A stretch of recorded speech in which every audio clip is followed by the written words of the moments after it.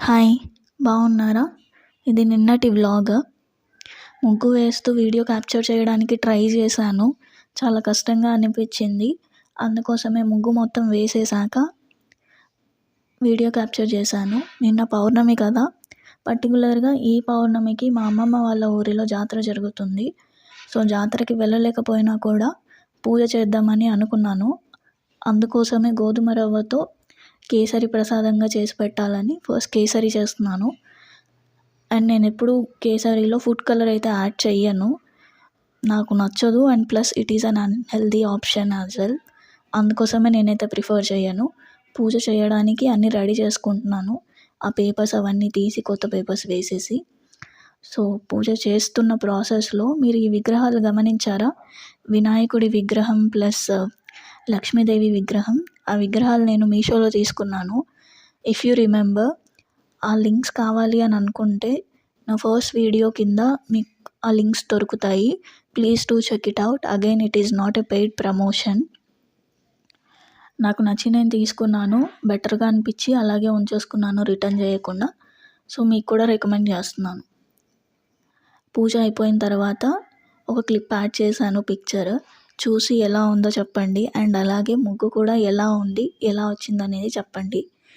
Afternoon lunch కోసం అయితే నేను గుత్తి వంకాయ కర్రీ ఇంకా రైస్ చేశాను. ముందుగానే మసాలా దినుసులు అన్నీ డ్రై రోస్ట్ చేసుకుంటున్నాను. ఇక్కడ డైరెక్ట్‌గా ఆయిల్‌లో వంకాయలు స్లిట్స్ పెట్టేసి ఫ్రై చేస్తాను. నేను ఎప్పుడు కూడాను అలాగే చేస్తాను. స్టఫ్ చెయ్యను మసాలాని వంకాయల్లో. అండ్ ఇక్కడ మసాలా దినుసులు ఏమేమి డ్రై రోస్ట్ చేశాను అంటే ధనియాలు, లవంగ, దాల్చిన చెక్క అండ్ ఎండుమిర్చి అన్నీ సపరేట్‌గానే చేసుకోవాలి. ఎందుకంటే కొన్ని త్వరగా వేగుతాయి, కొన్ని లేట్‌గా వేగుతాయి. అలా మాడిపోయే ఛాన్స్ ఉందన్నమాట. సో, సపరేట్‌గా డ్రై రోస్ట్ చేసుకుంటే బెటర్. మధ్య మధ్యలో ఇలా కలుపుతూ ఉండాలి. సో దట్ వంకాయలు అయితే మాడిపోకుండా ఉంటాయి.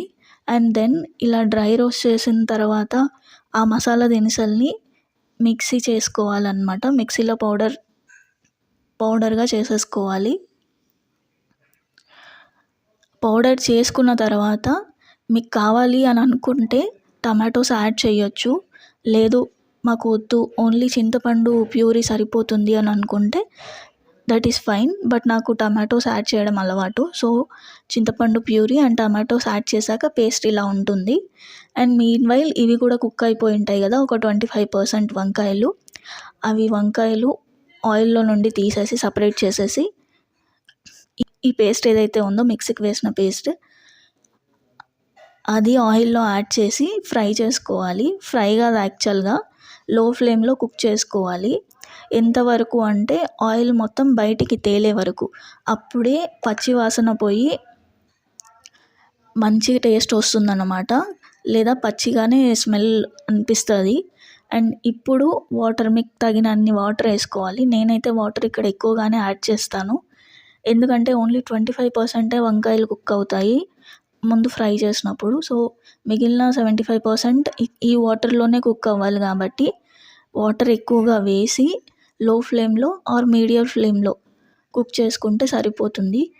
కొంచెం గ్రేవీగా ఉన్నప్పుడు మీరు దించేసుకోవడం బెటర్. ఎందుకంటే అది చల్లారాక చాలా దగ్గరగా అవుతుందన్నమాట కర్రీ. సో, మీకు లాస్ట్‌లో ఎలా ఉంది గ్రేవీ ఇలా ఉందన్నమాట.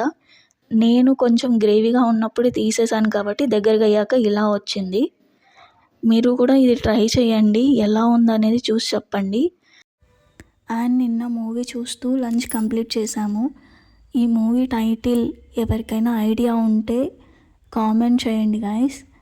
And please do like, share, subscribe to my channel. Please support me guys.